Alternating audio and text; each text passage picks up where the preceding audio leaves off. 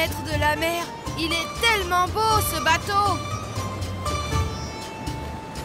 Oui, c'est pour le transport des passagers. Regardez comme ils sont tous très bien habillés. Est-ce qu'ils se rendent tous à un mariage?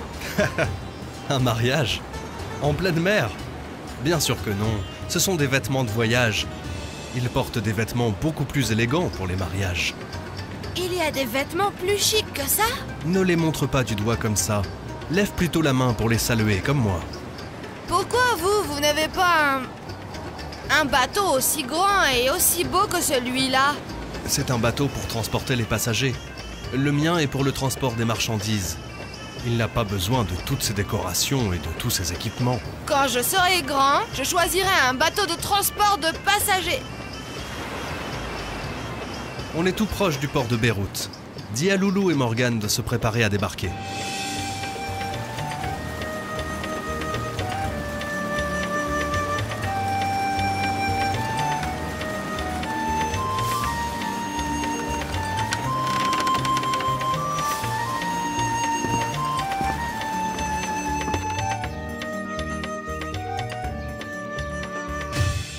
Cet endroit est si beau. Béni soit Dieu qui l'a créé. La nature au Liban est véritablement envoûtante. Non, je ne parle pas de la nature. Je parle de ces immeubles extraordinaires. Qu'ont-ils d'extraordinaire? Ce sont des maisons. Dans le désert, les gens vivent dans des toutes petites tentes. Alors qu'ici... C'est vrai, tu as raison. Les maisons sont très belles ici. Est-ce qu'ils fabriquent les murs avec des pierres précieuses? Bien sûr que non. Ces balcons sont décorés par du verre coloré. Ils brillent grâce aux rayons du soleil. Et est-ce qu'ils plantent les jardins sur les toits de leur maison? Non, mon garçon. Ce sont des pergolas où les habitants des maisons s'assoient dans l'ombre des grappes de raisin et des fleurs de jasmin. C'est merveilleux!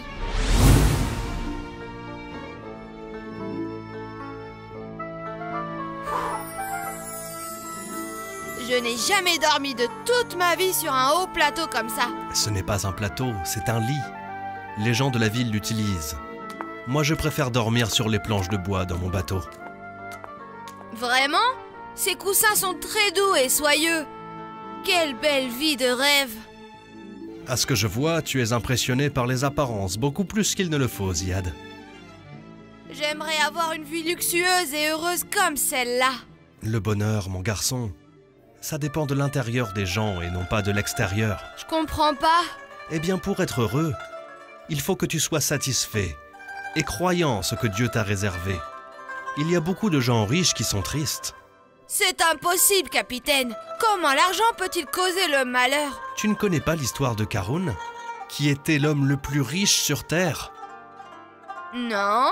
C'est quoi l'histoire de Karun? Karun était un homme croyant du peuple de notre prophète Moïse, paix soit sur lui. Il était même le cousin du noble prophète. Mais son amour pour l'argent et son avidité ont fait de lui un tyran et lui ont fait oublier ses origines. Bienvenue à toi, monsieur Karun. Êtes-vous satisfait de notre travail, chef des constructeurs? J'admire ton dynamisme. Tu es un jeune homme persévérant. Je vous en remercie beaucoup, monsieur. J'ai une question qui me préoccupe. Je t'écoute, Karun. Pourquoi utilisez-vous pour la construction toutes ces pierres de taille gigantesque? Afin que les constructions vivent des milliers d'années. Mais dites-moi, pourquoi des milliers d'années? Je veux dire, on pourrait peut-être économiser en matériaux de construction et ainsi réaliser des économies. Le gain n'est pas le plus important, Karun. Monsieur Karun! Monsieur Karun! Qu'est-ce qu'il y a, Sakem? Votre père est très malade, monsieur. Mais enfin, tu ne vois pas que je suis occupé pour le moment, Sakem? Le travail peut attendre, mon garçon. Va prendre des nouvelles de ton père.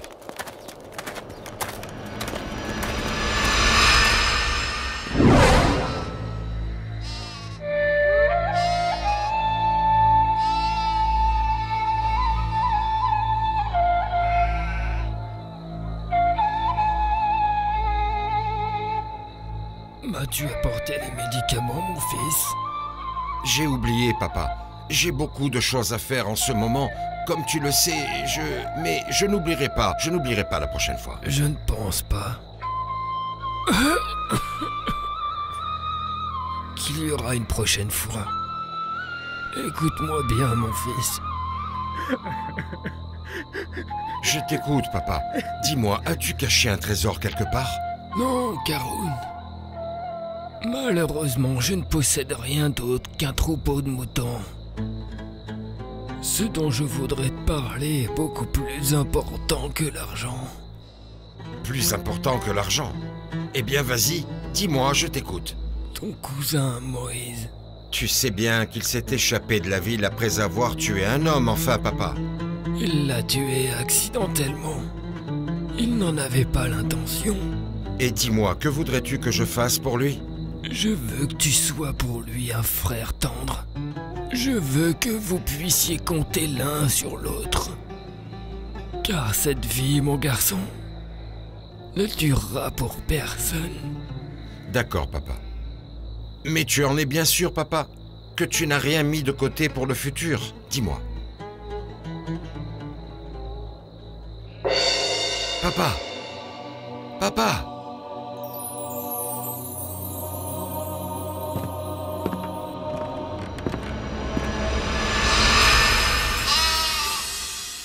Je ne comprends pas. Il a égorgé tous les moutons qu'il a hérités de son père pour nourrir les gens devant mon palais. Je veux voir cet homme. Dis-moi en toute honnêteté, pourquoi as-tu tué les moutons de ton père? J'ai fait ça spécialement pour célébrer votre trône, monseigneur.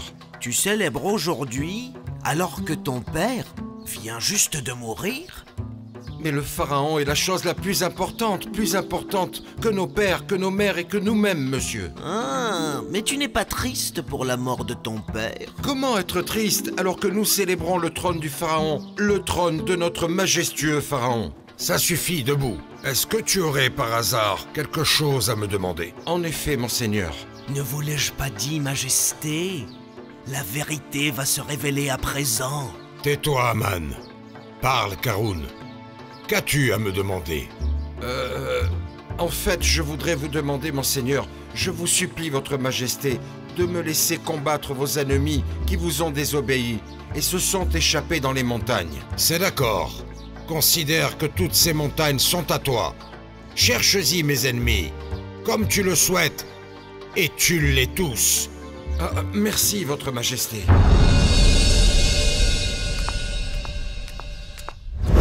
Comment peux-tu être avare avec ton épouse, Taout, et ne pas lui offrir un collier en or? Oh, Titi, ma douce et tendre épouse, les choses ont changé. Je ne possède plus beaucoup d'argent. Comment est-ce possible, alors que tu es le chef des constructeurs? Oh, c'est juste une réputation qui ne sert à rien. Depuis que Karun a commencé à vendre des palais, je ne gagne plus assez d'argent. Tu es en train de parler de Karun? Karun, ton apprenti? Oui, mais il était mon apprenti. Maintenant, il est devenu le plus grand commerçant en Égypte.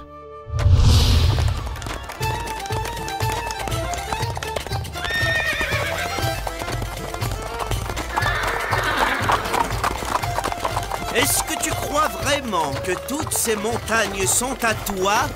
Mais ce n'est pas moi qui le prétends, cher monsieur. C'est le grand pharaon en personne qui l'a affirmé. Oui, pour le débarrasser de ses ennemis, et non pas pour extraire des minéraux et des pierres précieuses et les vendre à ton avantage. Monsieur Aman, je crois que nous avons besoin de trouver un endroit tranquille pour parler tous les deux, seul à seul. Tu n'as qu'à venir demain au tribunal. Mais il est toujours plein d'ouvriers et de secrétaires. Et que suggères-tu alors? Viens dans mon palais, cher ami. Ce sera un grand honneur et un plaisir de t'inviter à dîner avec moi ce soir.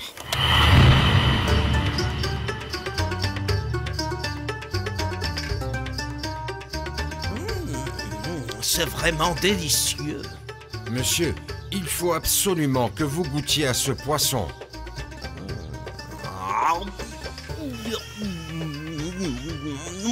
Qu'est-ce que c'est?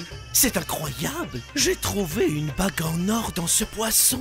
Et je crois même qu'il y a un morceau de diamant dedans. Apparemment, c'est votre jour de chance, monsieur. Félicitations. Essayez un autre poisson pour voir.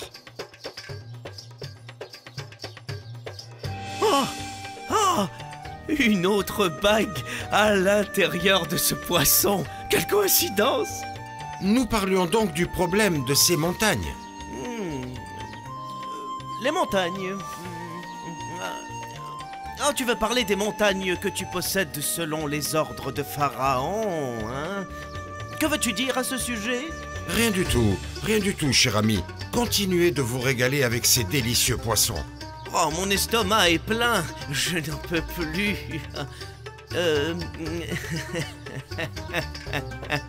Puis-je prendre avec moi ce qui reste de poisson? C'est pour ma famille.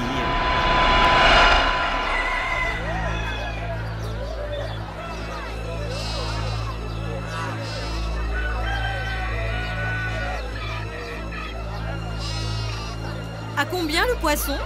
Ça fait 2 pièces d'argent, madame. Et pourquoi ça? J'en ai acheté ici à peine la semaine dernière, à une seule pièce seulement. Dans ce cas, vous auriez dû en acheter plus la semaine dernière. Tout est devenu plus cher au marché. Ce n'est pas étonnant. Les poissons viennent des bateaux de pêche de Karun. Et les fruits proviennent des fermes de Karun. J'ai aussi entendu dire qu'il était expert en chimie et qu'il pouvait transformer le sable en or. C'est donc la vérité. Moi aussi j'ai entendu dire ça. Décidément, c'est un homme très chanceux.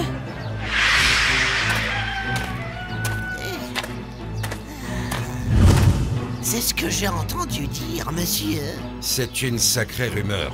Est-ce que je donne l'ordre de dire que ce n'est pas vrai? Non. Au contraire, je veux que les gens croient à cette rumeur. Écoute-moi bien, Sakem. À votre service, monseigneur. Je veux des chariots ouverts pour transporter le sable dans les coffres du palais. Et je veux que ça se fasse sous haute surveillance. Je ne comprends pas très bien. Eh bien, lorsque les gens verront Karun remplir ces coffres de sable de la même manière qu'il les remplit de saphir et d'émeraude, ils s'assureront alors de mon pouvoir de transformer le sable en or. Je ne comprends toujours pas. Mais la valeur de l'or diminuera. Et à ce moment-là, les gens feront tout pour m'en vendre. Ah oui, je vois. Et vous l'achèteriez pour 3 fois rien. Ça y est, tu commences enfin à comprendre, Sakem. Oh, il n'y a plus de place, monsieur, avec tout ce qu'on a gagné aujourd'hui. Eh bien, que l'on construise alors 20 nouveaux coffres pour contenir tout cet or. À vos ordres, monsieur. Que racontent les gens en ce moment, Sakem? Oh, ils se battent comme des fous, monsieur, pour ramasser tout le sable qu'ils peuvent dans l'espoir qu'ils puissent le transformer en or. Ce sont d'excellentes nouvelles. Vends-leur tout ce que nous possédons de sable, au prix le plus élevé.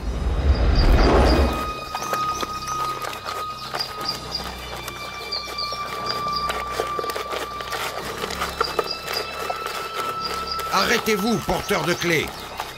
Les gardes ne sont pas très nombreux, Sakem. Les gardes qui se partagent la garde sont au nombre de 100, monsieur. Je t'ai dit que ce n'était pas suffisant. Je veux qu'ils soient au nombre de 1000. À vos ordres, monsieur. Dis-moi, qu'est-ce que fait cet homme dans mon jardin, Sakem? Donne-moi une part de ce que Dieu t'a donné. Eh bien, tant que tu es sûr que c'est à moi que Dieu a donné, vieil homme, tu devrais lui demander directement, d'accord? Allez, va-t'en, va-t'en. Tu vas mourir et laisser tout ton argent avare. Sakem, rassure-moi, est-ce que mon jardin serait devenu une place pour de tels mendiants? Oh, c'est qu'il est entré sans qu'on ne le voie, monsieur. Mais c'est catastrophique. Si cet homme a pu rentrer dans mon jardin sans qu'on ne le voie, alors les voleurs aussi peuvent le faire. Nous nous excusons, monsieur. Cette erreur ne se répétera jamais. Dis-moi, de quoi parlent les gens, Sakem? Eh bien, monseigneur, ils parlent du retour de Moïse de la terre de Madiane. Les gens prétendent qu'il aurait vu Dieu sur le mont Sinaï. Ce sont tous des imbéciles. Ils perdent leur temps à écouter des histoires, au lieu de penser à amasser de l'or et s'enrichir. Ton cousin Moïse affirme qu'il existe un autre Dieu que moi. Mais qu'il dise ce qu'il veut, monseigneur. Tout le monde connaît la valeur de votre majesté, enfin. Cette fois-ci, ses propos sont dangereux. Et ses actes le sont encore plus. Je ne comprends plus. Moïse a mis sa main dans sa poche et elle est ressortie blanche et d'une telle brillance comme si le soleil et la lune réunis étaient entrés dans cette pièce. C'est incroyable. Je l'ai vu de mes propres yeux. Il a fait quelque chose de plus incroyable encore. Qu'a-t-il fait? Il a jeté son bâton à terre et il s'est transformé en un serpent vivant. Un serpent? Un serpent vivant en plus. Pourquoi est-ce que tu ris, Karun? Ce n'est rien d'autre que de la magie, votre majesté.